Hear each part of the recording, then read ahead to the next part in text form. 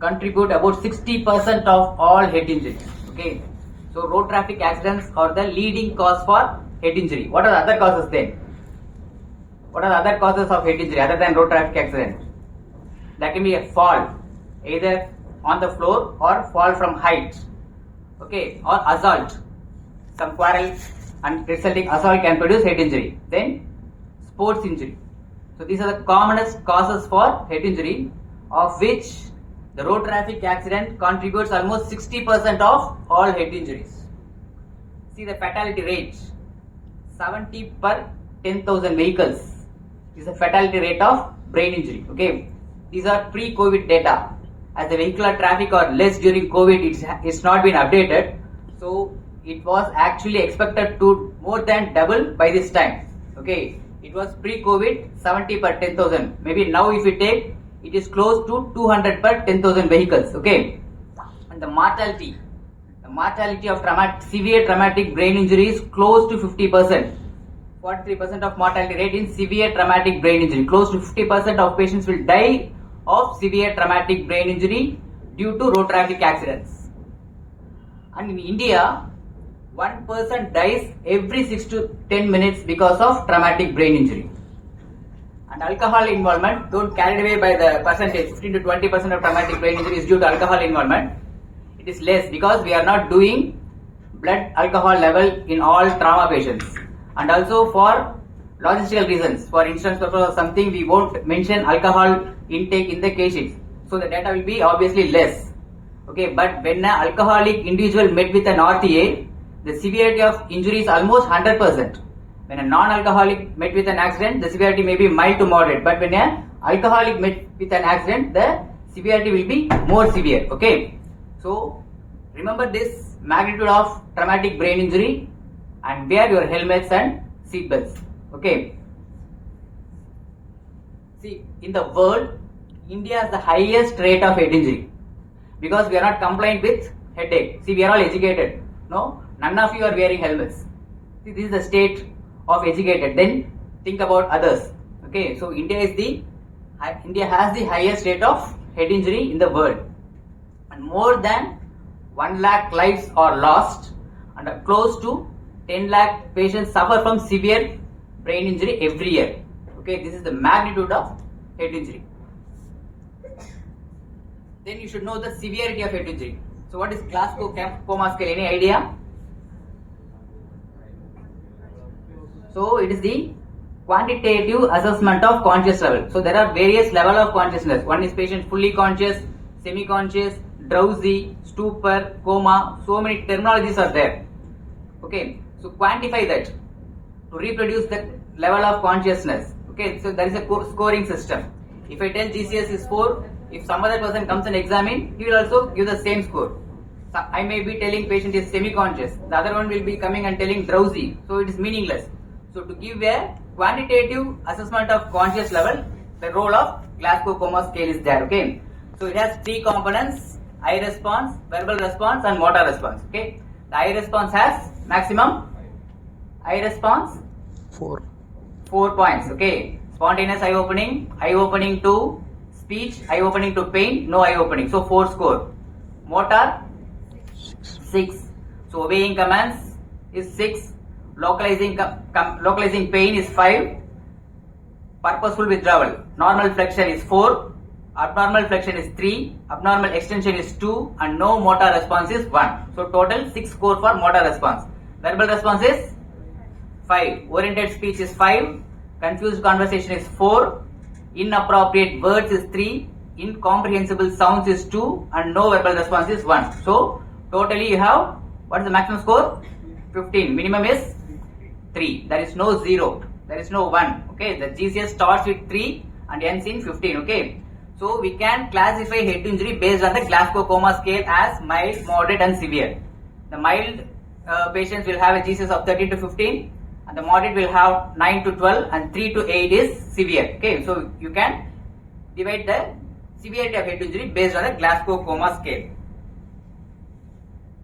Then you should know about the nature of injury. There are 2 types of injury which can happen to the brain. One is coup injury, the other one is contra coup injury. So what are they? Any idea?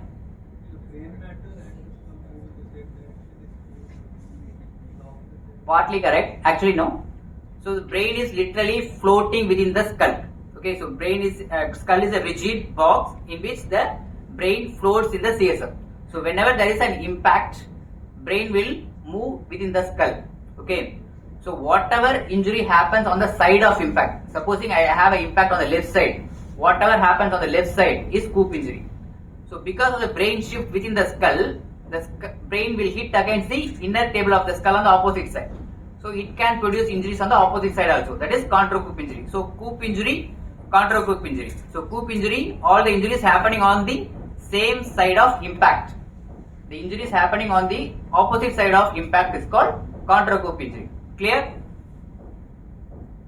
Next, types of brain injury. Primary brain injury and secondary brain injury. What are they?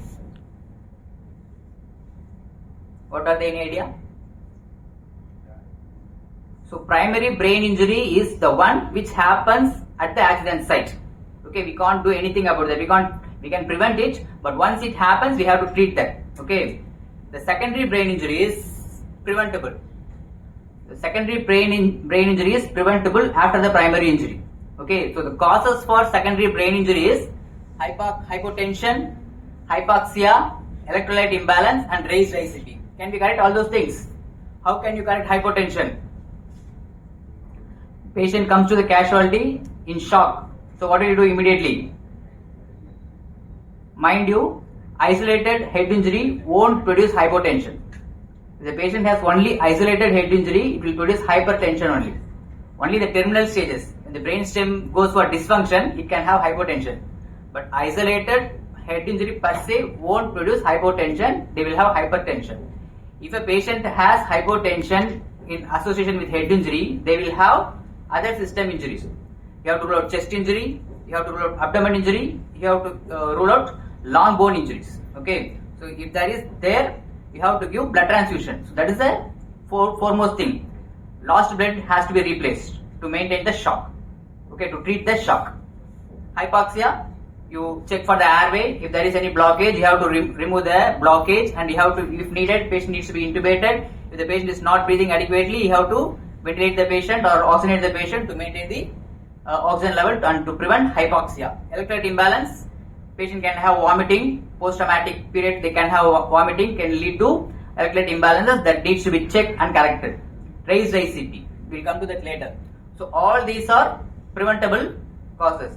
If this happens, patient will have again more injury that happened at the accident site. Okay, so these should be prevented and these should not happen. That's the prime crux of treatment in traumatic brain injury. So coming to the primary brain injury, so all these can happen. Okay, so from the scalp. Why scalp is important? As anatomists are told, it is highly vascular. So you can even lose 1 liter of blood just by a simple scalp laceration if not sutured immediately. Okay, because as told, it cannot retract, so it will keep on bleeding. So a pressure, simple pressure can arrest the bleeding. So if the patient reaches the hospital, the scalp lesions has to be sutured immediately even before shifting for CT scan. You need not wait for CT scan to do the scalp suture, because shifting the patient for imaging and all, more time will take and patient can lose more amount of blood. So scalp suturing is the prime first thing to be done in a case of head injury. Okay. Then skull fractures. There are various types of skull fractures. We are going to discuss all these things. So skull fractures, extradural hematoma, subdural hematoma, intraparenchymal hematoma, intraventricular hemorrhage, and diffuse axonal injury. So all these are primary brain injury. Skull fractures, there are various types of skull fracture. What is linear fracture? What is fracture? Discontinuity. Okay. So any discontinuity in the skull is called fracture. So linear fracture is just simple discontinuity without any displacement. That is linear fracture. What is comminution? Multiple fragments. Okay, when a fracture breaks the bone into multiple pieces, it is called comminuted fracture. What is compound fracture? What is simple fracture?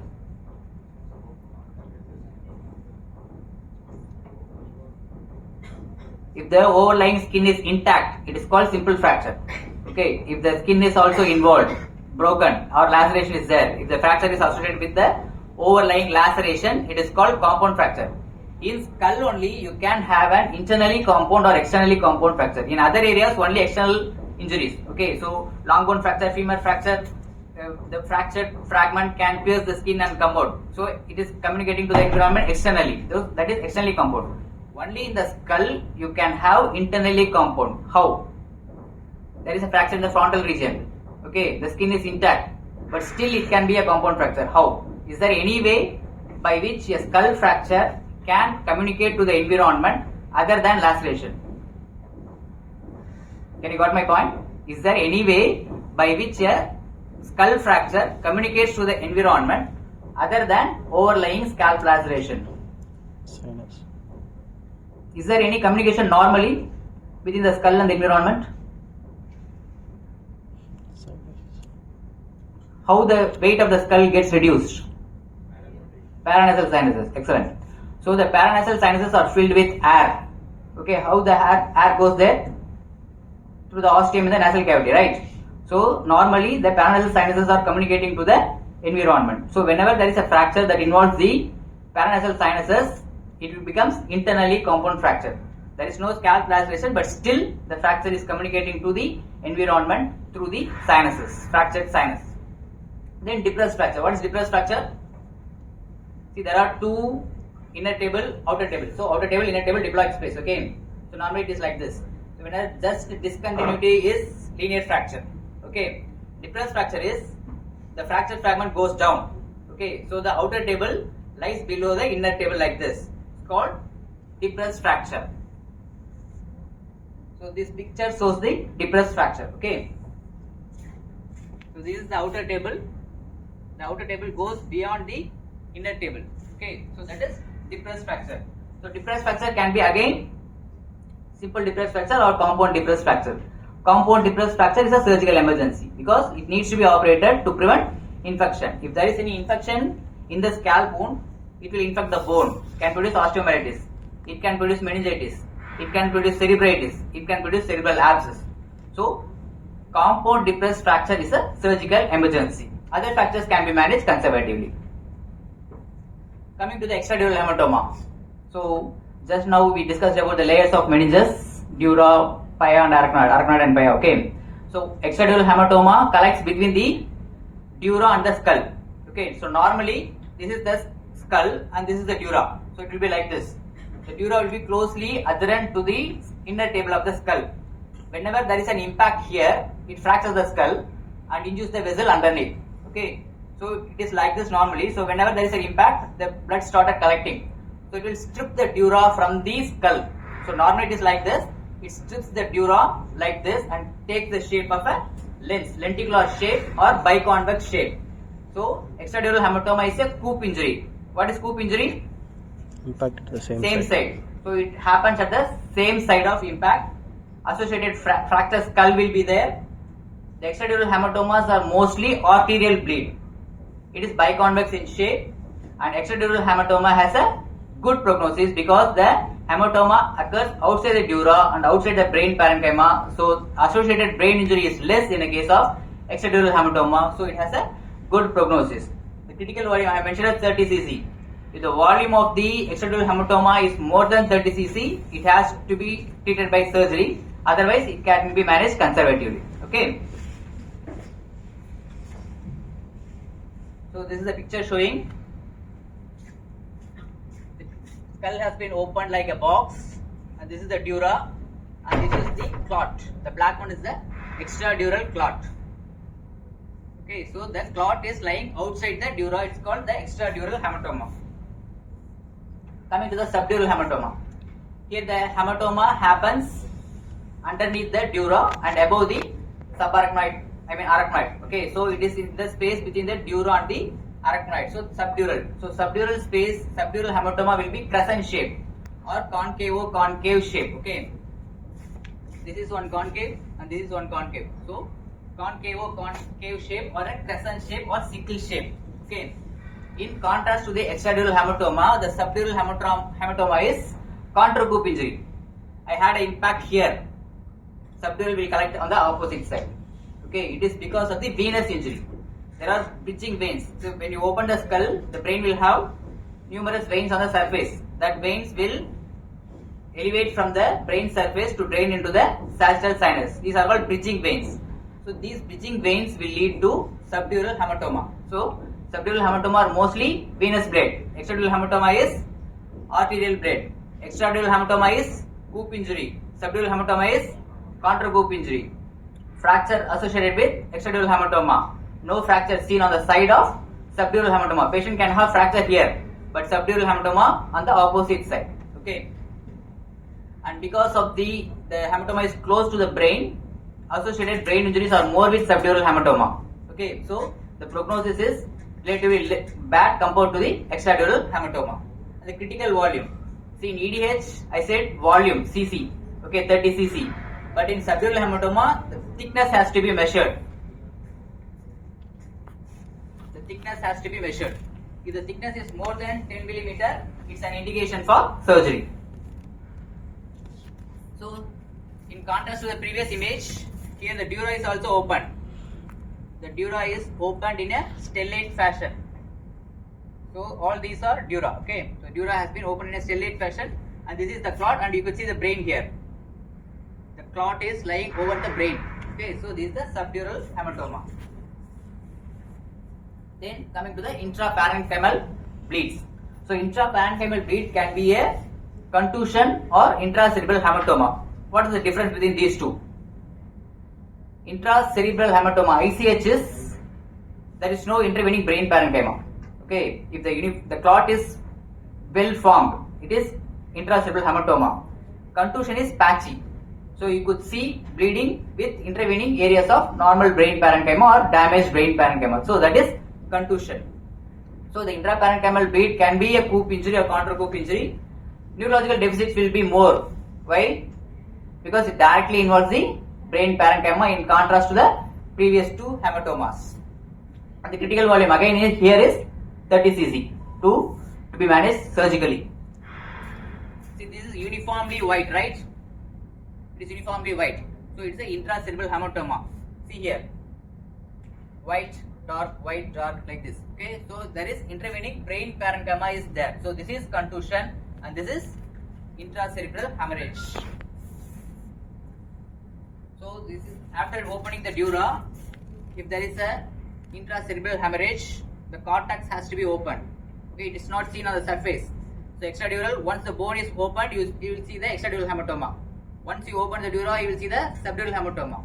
But for intracerebral hematoma, there should be an incision has to be made in the brain parenchyma to enter into the clot. Okay, that is intracerebral hematoma. If there is a contusion, it's not a uniform, well-formed clot. There's a patchy areas of hemorrhage. It's called hemorrhagic contusion. The hemorrhagic contusion can produce more edema. So in that case also we do surgery. If the contused brain has been excised, it will be on the surface. From the surface till the tip, you have to excise the injured brain. Okay. Then intraventricular bleed. So it's a component of diffuse axonal injury. Usually it will collect in the occipital horns. Why? Because of gravity. Patient will be lying, no? So because of the gravity, the intraventricular hemorrhage following trauma will collect in the occipital horns. Okay. The intraventricular hemorrhage can produce delayed hydrocephalus because of poor emptying of the CSF. There can be scarring in the ventricle, or there can be associated bleed in the subarachnoid space, which can scar the arachnoid villi, can produce hydrocephalus later on. Okay. So this is a picture showing. So all the ventricles are filled with blood. Okay. What is this? What ventricle is this one? How many ventricles are there? How many ventricles name? Lateral ventricles, third ventricle and fourth ventricle. Okay. So these are lateral ventricles. So this is the frontal horn of lateral ventricle. So this is the body of the lateral ventricle. This is the third ventricle. So third ventricle will be in the midline, slit-like structure. Okay. Fourth ventricle is not seen. Fourth ventricle will be brainstem, behind the brainstem. Okay. So this is not a traumatic bleed. So it's a hypertensive intraventricular hemorrhage. Just to show you, I am putting this picture. Usually in trauma, you won't get this much of extensive primary intraventricular bleed. Okay, it will be minimal. usually will be collected in the occipital horns. Only here we will be seeing the small amount of bleed in the occipital horns. It's a component of diffuse axonal injury. So what is diffuse injury? So far what we have seen is the focal injury, focal clots. Okay, sometimes, so as we discussed earlier, there can be movement of the brain within the skull when there is a traumatic insult. So there can be shearing forces acting on the axons which can disrupt their array. Okay, this will result in diffuse axonal injury. Two types of that: concussion. So every patient, whenever they sustain head injury, when you ask, they will tell that I don't know, I don't remember anything. I was traveling in a two-wheeler, I don't know what happened next. This is the same history you can get from all the patients. Okay, that is because of concussion brain. Okay, that is a functional interruption of the brain. Okay, during the traumatic insult. It's called concussion. It can last up to 6 hours. Okay, it's a milder variant of diffuse axonal injury. If it gets prolonged beyond 6 hours, it will lead to diffuse axonal injury. There are 4 grades of diffuse axonal injury. Okay, grade 3 and 4 has a very bad prognosis. Grade 4 has almost 60% of mortality. Okay, any doubts so far? So secondary injury, you know, it is preventable. Primary injury, focal type of injury, and diffuse type of injury. Okay, so what are second accidents? So head injury never happen isolated. So there can mostly severe head injuries will have associated other system injuries. So whenever from the accident site the patient has to be shifted, no. So we had to be very careful. So associated spine injuries, in particular cervical spine injuries, are more common.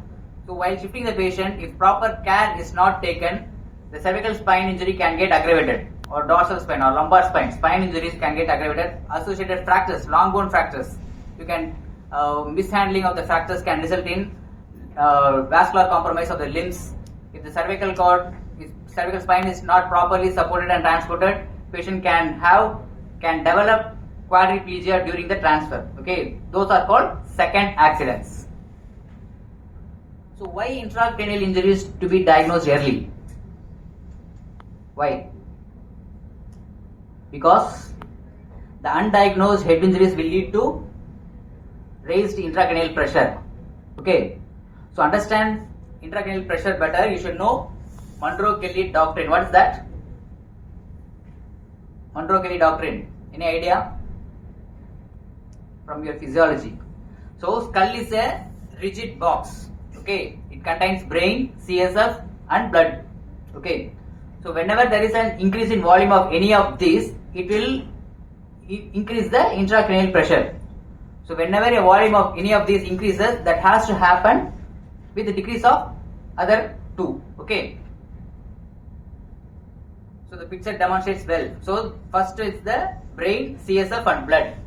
So whenever there is a mass, that means a blood clot, extradural hematoma, subdural hematoma, or intraparenchymal hematoma, is an extra thing. It's an extra space occupying lesion within the skull.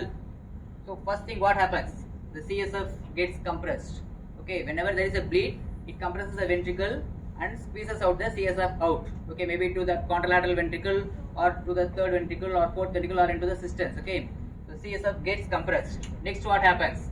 The CSF compressed and the blood vessels also get compressed. Furthermore, CSF still more compressed.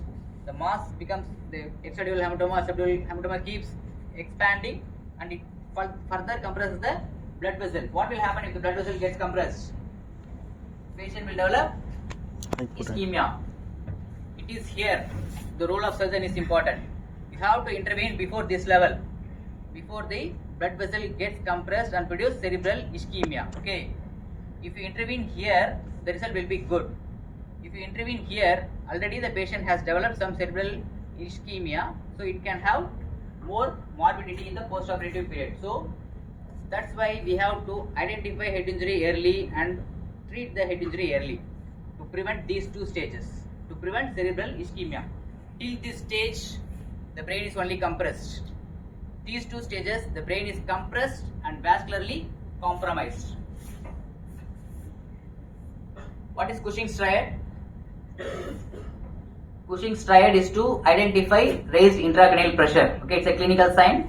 Patient will have bradycardia, systemic hypertension. That's why I told you isolated head injury never produces hypotension. So patient is expected to have hypertension, bradycardia and irregular respiration. Okay, so these three are the component of Cushing's triad. Still, if the patient is not intervened, in spite of the raised ICP, what will happen then? The raised ICP will try to squeeze the brain through a natural opening in the skull. What's that? Foramen magnum. So brain will try to herniate through the foramen magnum. So these are the various herniations. This is the medial temporal lobe. It's called uncal herniation. This is the false. This is the fox. Fox is the one which separates the two cerebral hemispheres, right? So this is the transfalcine herniation. And central transtentorial herniation. The brainstem will herniate centrally through the foramen magnum. And this is the tonsillar herniation. The cerebellar tonsil will try to herniate through the foramen magnum. So these are the various types of herniation. If the ICP is not intervened, the final stage is this one. If this happens, the patient is going into the irreversible stage of brain damage. So surgical technique. In trauma, the basic principle is do minimal damage and fast surgery. Okay, so the idea is to decompress the brain, relieve the compression so that the perfusion, blood flow improves the brain, blood flow into the brain improves and the brain damage comes down. Okay, so liberal incision. No role for keyhole surgeries in head injuries. Okay, you have to make a liberal incision, bigger craniotomy. So whenever you do a scan, you are expecting a extradural hematoma here. Always mind that if you take 2 hours after the scan to the theatre, the hematoma keeps expanding. So you have to plan a craniotomy slightly bigger than what you see on the CT scan. Okay, so always plan a bigger craniotomy, subtemporal decompression. That is important. Okay, because it is where the brainstem gets compressed. The medial temporal lobe herniates and compresses the brainstem. So subtemporal decompression is important, and evacuation of hematomas whenever possible. EDH, SDH, ICH, all hematomas needs to be removed. Existence of the contused brain, because the contused brain is a source of cerebral edema. So that has to be removed. Basal cystonostomy, that means opening the normal cisterns. There are various cisterns. Cisterns are nothing but arachnoid spaces wherein CSF collected. Okay, mostly it will be seen around the brainstem, optic nerve, carotid and all. So opening of those cisterns and expansile neuroplasty. So normally the dura is a very tough membrane. So in trauma there you anticipate edema. So you have to do a expansile neuroplasty, and blown flap can be removed if needed. Okay. So this is the case. So this is the normal dura, and this is the pericranial flap, which is being kept over the swollen brain so that it gives more space for the brain to expand. That's called lax neuroplasty. That's it. So from today onwards, make sure you wear seat belts and helmets. Okay. Now you know the magnitude of head injury, severity of head injury, and what head injury can do to anybody. So follow your heroes and wear helmets and seat belts. Thank you.